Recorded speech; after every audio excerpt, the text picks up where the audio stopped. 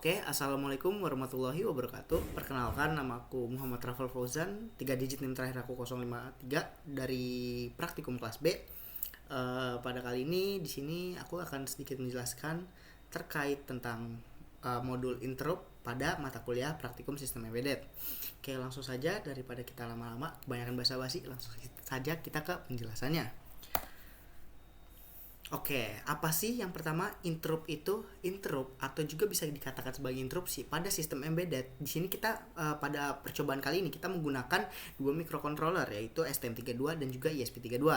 Apa sih interrupt itu? Dia itu adalah sinyal darurat atau permintaan dari suatu perangkat keras atau perangkat lunak yang akan memaksa CPU untuk menghentikan sementara program utamanya untuk menangani tugas prioritas tinggi secara instan. Nah, setelah tugas selesai, nanti CPU melanjutkan kembali program utama. Nah, ini tuh bisa krusial karena apa? Karena itu untuk responsivitas secara real time, teman-teman. Nah, jadi secara sederhananya itu interrupt tuh dapat dianalogikan sebagai seseorang yang sedang bekerja nih. Kita lagi bekerja, lalu dia ada menerima panggilan yang penting. Pasti dia akan berhenti sebentar dong untuk menjawab panggilan tersebut. Apalagi itu panggilannya darurat. Kemudian setelah selesai menjawab panggilannya, dia akan kembali untuk melanjutkan pekerjaannya. Jadi untuk contoh sederhananya seperti itu. Untuk interrupt yang analoginya adalah menghentikan sebuah program secara sementara. Oke, sekarang lanjut ke cara kerjanya nih. Untuk cara kerja dari interrupt itu, kita di sini menggunakan STM32 dan juga ESP32. Yaitu yang pertama, itu program utama itu akan berjalan di dalam sebuah loop. Ya, dia akan berulang-ulang karena dia berjalan di dalam loop. Lalu nanti ketika terjadi suatu event, nah nanti seperti tombol akan ditekan ataupun timernya akan selesai gitu. Seperti ada nanti push button di sini, nanti akan aku contohkan untuk simulasinya. Nah, selanjutnya interrupt itu dipacu dan program utamanya itu akan dihentikan sementara ketika interrupt itu dipicu ya. Lalu ada juga interrupt service routine yang dijalankan itu untuk menangani sebuah event gitu loh. Nah, nanti setelah selesai, nanti program akan kembali melanjutkan ke program utama. Jadi secara singkatnya, interrupt itu bekerja dengan cara menghentikan sementara program utama untuk menangani suatu kejadian. Lalu setelah kejadiannya itu selesai, dia akan melanjutkan kembali ke program tersebut. Sama seperti analogi yang sudah saya jelaskan sebelumnya. Oke, langsung lanjut ke fungsi dari interrupt. Sama seperti sebelumnya, fungsinya itu untuk memberikan respon cepat terhadap suatu kejadian tanpa harus menunggu program utama itu selesai. Nah, beberapa fungsinya itu ada mempercepat respon sistem ketika terjadi suatu event, seperti saat tombol ditekan atau data akan diterima, ataupun data diterima. Lalu menghemat kerja dari CPU ini karena microcontroller itu tidak harus terus-menerus mengecek kondisi dari perangkatnya. Nah, nanti dia juga bisa menangani proses secara real time seperti pembacaan sensor, timer, dan juga komunikasi data. Nah, selanjutnya itu untuk mendeteksi kejadian dari perangkat eksternal, semisal terjadi perubahan sinyal pada pin atau input dari sensor. Nah, untuk singkatnya itu tuh berfungsi agar microcontroller itu dapat merespon kejadian secara cepat dan membuat sistem bisa bekerja jauh lebih efisien. Kurang lebih seperti itu. Nah, di sini ada kelebihan dan juga kekurangan dari interrupt. Apa sih kelebihannya? Untuk kelebihannya dari interrupt ini sendiri pada penggunaannya itu yang pertama, respon tuh bisa lebih cepat terhadap suatu kejadian gitu. Lalu yang kedua, ada menghemat penggunaan CPU karena tidak harus terus-menerus polling gitu, teman-teman. Tidak harus terus-menerus berjalan. Nah, selanjutnya itu cocok untuk sistem yang membutuhkan real time gitu, yang membutuhkan respon yang cepat dan juga segera. Untuk kekurangan dari interrupt itu sendiri, jadi pemrogramannya itu jauh lebih kompleks ya, jadi jauh lebih mungkin ya kompleks dibandingkan metode-metode polling. Nah, jika terlalu banyak interrupt juga, kinerja sistem tuh bisa juga terganggu. Jadi kita tidak boleh terlalu banyak ya, apapun yang terlalu banyak itu tidak baik, teman-teman. Nanti kesalahan juga itu, kesalahan pada ISR-nya itu juga bisa menginterrupt. Jadi ISR kan interrupt service routine. Itu juga kalau misalnya ada kesalahan pada itu gitu, itu bisa mengganggu jalannya pada program utama. Selanjutnya ada implementasinya. Implementasinya itu seperti satu, mendeteksi tombol untuk menyalakan atau mematikan LED. Lalu ada timer untuk menjalankan proses secara periodik. Semisal kita men-timer selama 1 atau 2 detik, nanti dia akan diproses secara periodik, teman-teman. Lalu komunikasi data seperti UIRT, SPI atau I2C. Lalu pembacaan sensor yang notabene itu membutuhkan respon yang cepat, teman-teman. Nah, itu tuh interop ini itu digunakan agar microcontroller dapat merespon kejadian dengan cepat dan juga efisien, meskipun penggunaannya terkadang memerlukan pengaturan program yang jauh lebih harus hati-hati, teman-teman. Oke, langsung saja kita ke contoh simulasinya, teman-teman. Tapi sebelum kita ke simulasinya, kita lihat dulu untuk dari programnya, teman-teman. Di sini kita melakukan program menggunakan Visual Studio Code. Di sini ini ada ESP dan juga STM.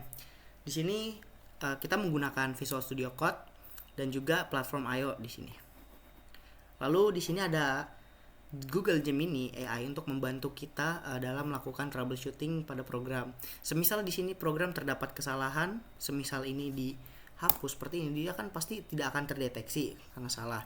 Bisa kita perbaiki dari sini. Misalnya ataupun kita ingin mengubah programnya, kita tinggal ngetik aja di sini kayak ubahlah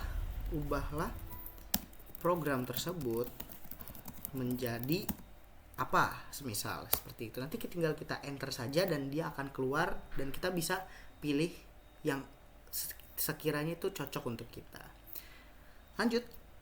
Di sini ini untuk menggunakan ESP32 ya, teman-teman. Ini menggunakan ESP32 dengan LED internal.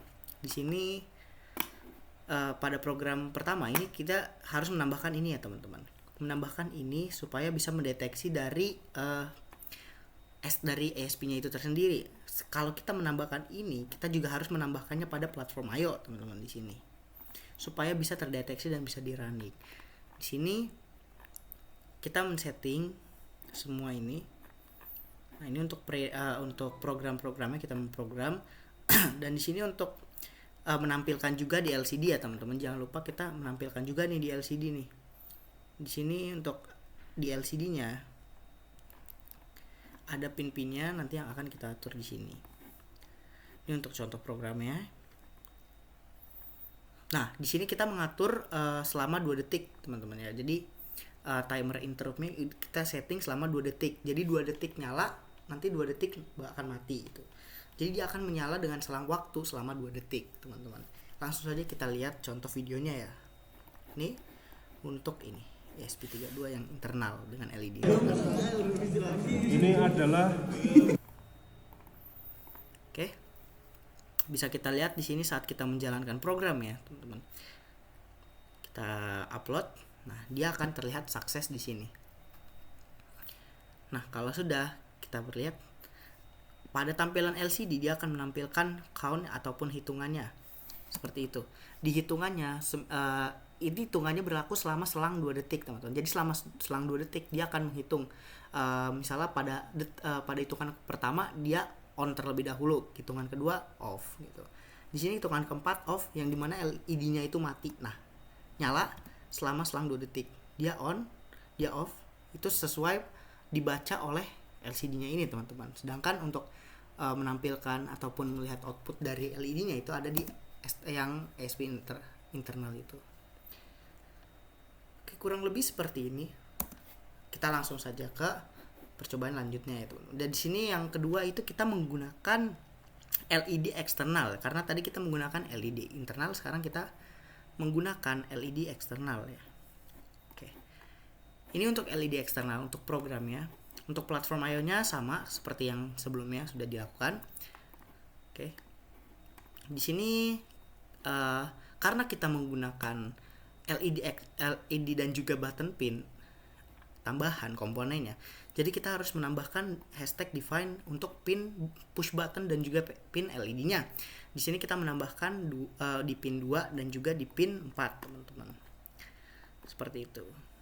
Dan di sini untuk program-programnya. Oke, langsung saja kita lihat dari video simulasi hardware-nya. Oke, di sini menggunakan ESP32.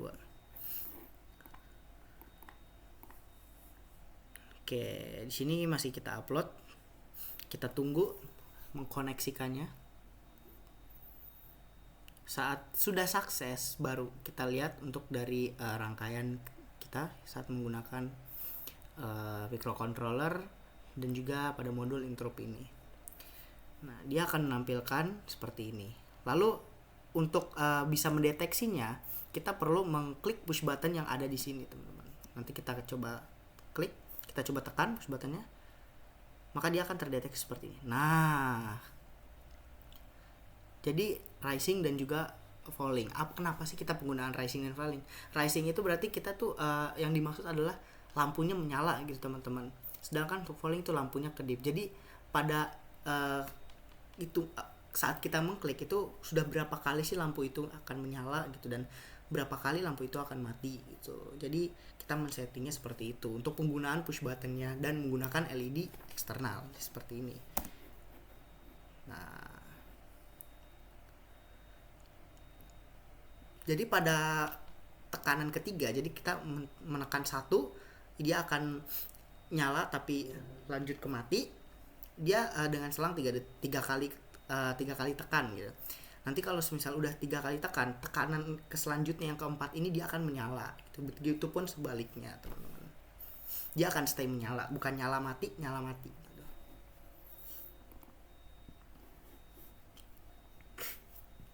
Oke, lanjut sekarang ke STM32. Sekarang ini untuk program STM32 pada menggunakan LED internal, teman-teman. Ini untuk programnya. Di sini kita mengatur intervalnya atau jangkauannya selama 2 detik, sama seperti yang penggunaan tadi dari ESP tadi. Langsung saja kita lihat untuk contoh videonya, contoh simulasi hardware-nya, teman-teman. Ini saya nih. Oke. Nah, kita menggunakan timer 2 detik, teman-teman, untuk rangkaiannya itu, untuk menyalakan lampunya, untuk menyalakan LED internalnya dengan fungsi interrupt selama 2 detik, teman-teman, selama selang 2 detik di sini. Nah, ini on off selama 2 detik untuk timernya. Jadi intervalnya itu adalah 2 detik. Oke, ini sama seperti yang ESP tadi. Kita lanjut sekarang yang ke yang eksternal. Di sini untuk yang eksternal, kita langsung saja ke mains.c-nya. Nah, ini untuk yang penggunaan LED eksternal. Jadi di sini kita perlu menambahkan sama seperti sebelumnya, menambahkan pin button, push button dan juga LED-nya. Di sini kita menambahkan pada PB0 dan juga PC13. Kita lakukan wiring Arduino pada push button dan juga LED-nya. Kita hubungkan ke pin-pin yang sudah kita setting di VS Code ini, yang sudah kita program. Dan penggunaannya pun sama seperti ESP tadi, teman-teman. Hanya perbedaan dari microcontrollernya aja yang kita gunakan. Nah, ini untuk penggunaan pada STM32 menggunakan LED eksternal. Nah, dia akan menunjukkan tulisan ready ketika belum ditekan. Tapi ketika kita tekan tombol push buttonnya, dia akan men-trigger dari LED-nya tersebut seperti ini. Nah, dia akan menyala. Lalu ketika kita tekan lagi, dia akan mati. Seperti itu, teman-teman. Sama aja seperti penggunaan ESP32 yang sebelumnya, tapi ini kita menggunakan microcontroller yang STM32. Lalu yang terakhir adalah project, ya teman-teman. Di sini project yang kita lakukan adalah membuat fungsi interrupt pada permainan kurang lebih namanya Flappy Bird gitu, yang kita tampilkan di LCD. Dan fungsi interruptnya pada apa sih? Fungsi interruptnya itu adalah pada saat kita menghentikan prosesnya ya seperti saat kita memainkan game, lalu kita menghentikan dengan cara di pause, teman-teman. Jadi di sini kita menggunakan 2 push button, nanti akan saya tunjukkan aja. Jadi untuk programnya, tunggu sebentar, teman-teman.